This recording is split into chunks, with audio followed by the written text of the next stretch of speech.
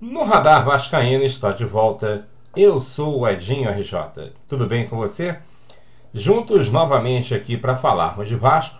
E se é a sua primeira vez aqui no canal, seja bem-vindo. Se inscreva, dê uma chance para a gente, ative o sininho para receber as notificações, deixe seu like, que é muito importante para que esse vídeo atinja mais vascaínos e tenha mais visualização. Comenta, compartilha e, se possível, se torne um membro aqui do canal. Também, sendo membro, você ajuda a gente a permanecer no ar. Você também tem a opção para nos ajudar do Pix. O Pix do canal é no radarvascaíno@gmail.com. No radarvascaíno@gmail.com. Você também pode nos seguir nas redes sociais, lá no Instagram, @noradarvascaíno, Twitter, @radar_vascaíno, tiktok.com/noradarvascaíno e facebook.com/noradarvascaíno.edinhorj. Muito bem, e hoje tem jogo do Vasco, partida válida pela 8ª rodada do Campeonato Brasileiro da Série B, e o jogo começa às 19 horas lá em Goiás. Vasco enfrenta o Goiás e é uma partida que, olha, pode deixar o Vasco dentro do G4. O Vasco ocupa a 8ª colocação do Campeonato Brasileiro, está com 10 pontos, e o quarto colocado, na verdade, do campeonato, ele está com 12. Portanto, o Vasco com uma vitória, que é exatamente o Goiás, que tem 12 pontos, o Vasco com uma vitória hoje alcançaria o G4, passando o Goiás por 1 ponto. Vamos ver como é que a equipe vai se comportar. Se depender do técnico Marcelo Cabo, que ontem deu esta declaração aqui, lá na rádio CBN, meus amigos, estamos ferrados. Abre aspas para Marcelo Cabo. Marcelo Cabo lamenta pouco tempo de recuperação entre os jogos e afirma que acredita que o Goiás é o favorito. E aí, meu amigo, o que você achou dessa declaração do técnico antes da partida contra o Goiás?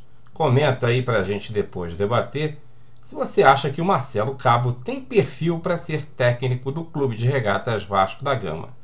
Será que ele está pensando que está treinando qual clube para achar que o Goiás é o favorito? Comenta aí. E ontem eu tive o prazer de fazer essa live aqui com o Dr. Walter Brito, junto com o Dr. Alexandre Carvas, e nós conversamos bastante sobre a decisão lá do ministro Ricardo Vilas Boas Cuevas sobre a situação, na verdade a petição que o Dr. Walter Brito havia assinado em favor do seu irmão, requerendo que ele assumisse a cadeira lá no Conselho Deliberativo do clube, já que ele foi eleito junto com o Grupo Somamos, ao qual o presidente Levenciano foi eleito. Essa entrevista foi bem esclarecedora. Apesar da decisão do ministro Cueva não ter sido favorável, ela também não foi de todo modo ruim. Por quê? Ele abordou vários aspectos, inclusive voltando e dando algumas alfinetadas naquela decisão do presidente do STJ, que é o ministro Humberto Martins, que concedeu, na verdade, aquela liminar no dia 7 de novembro, na qual ele paralisou a eleição que transcorria de uma forma tranquila até aquele momento. E depois o próprio ministro Cueva não quis desautorizar o famoso acórdão que foi realizado no dia 17 de dezembro, quando teve aquela decisão lá da Câmara, na qual o desembargador Camilo Rulieri, ele foi voto vencido pelo Custódio Tostes e pelo Fábio Dutra, os outros dois desembargadores que faziam parte daquele colegiado, ao qual deu a validade à eleição do dia 14, ou a famosa enquete, na qual o senhor Jorge Salgado se tornou o presidente do clube através daquela liminar. Bom, o doutor Walter Brito, pelo que deu a entender, ainda tem algumas cartas na manga para poder tentar reverter essa situação, e só nos resta aguardar para ver o que vai acontecer, pois essa decisão ainda está longe, mas longe de acontecer. A ansiedade é grande, a gente entende, mas na justiça é assim. A gente precisa ter paciência, porque para quem não conhece e não trabalhou com a justiça, olha, o processo está até andando bem rápido. Vamos aguardar os próximos passos para a gente poder ter um norte nessa situação.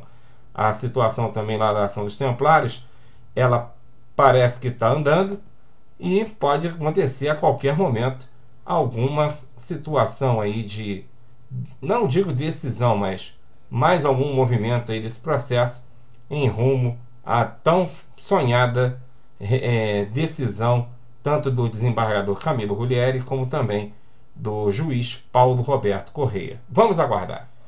E ontem o Alexandre Campelo, ex-presidente do Vasco, apareceu em um canal aqui no YouTube. Deu algumas declarações, inclusive disse que o Levin não havia oferecido ajuda financeira, que tinha sido só de boca. Bem, hoje o Levin ele resolveu postar algumas conversas que ele manteve com o Alexandre Campelo, inclusive também com o próprio Jorge Salgado, oferecendo a ajuda financeira, o aporte tão esperado que o Vasco precisava até para evitar o rebaixamento. Vou colocar na tela para que você possa ver o que o presidente Levenciano respondeu à entrevista dada ontem pelo Alexandre Campelo. Olha só. Começando pelo dia 9/11. Peço desesperadamente para ajudar o clube de forma concreta e evitar o rebaixamento. Oferta feita no privado que torno público apenas hoje. Tá aí o print para o Alexandre Campelo. Não estou brigando com você, disse o Levin. Aí respondeu Alexandre Campelo. Não sou contra você. Só vou fazer o que acho que é o certo. Aí o Levin disse. Apenas gostaria de começar a ajudar a resolver o problema do Vasco, que está em 18º no campeonato.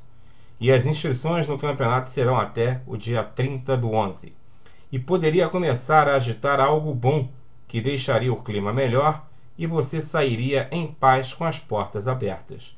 Alexandre Campelo respondeu: não cabe a mim escolher o próximo presidente. Na postagem do dia 15/11, mais uma tentativa de colaborar para evitar o rebaixamento, porém a resposta vem somente após o prazo de inscrições que o vascaíno faça seu juízo. O Levin enviou para o Alexandre Campelo. Oi, Alexandre. Como você deve saber, ontem o STJ se retratou e deu provimento ao meu recurso para cassar a liminar irregularmente proferida pelo presidente do STJ. Com isso, revigorou a ordem do desembargador Camilo de ter determinado eleições presenciais dia 7/11 e que havia revogado a ordem de eleição online dia 14/11.